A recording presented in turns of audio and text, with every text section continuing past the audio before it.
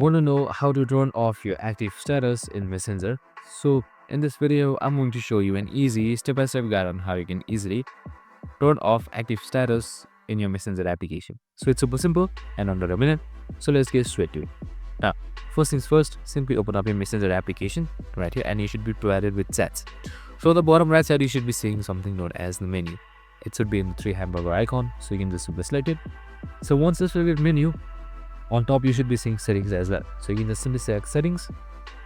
So once you've selected settings, here you should be provided with various options. So you can just simply scroll down a little bit. So once you scroll down, on the first tab right here, under profile, you should be seeing something known as active status. So you can just simply select it right here. And now you can just simply disable it. So you can see, so when you're active, so you can just simply disable it until I change it for 1 hour, 8 hours until a certain time and much more.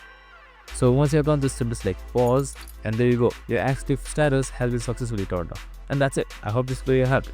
If it did, make sure to like, subscribe and tune in with us for more of these videos.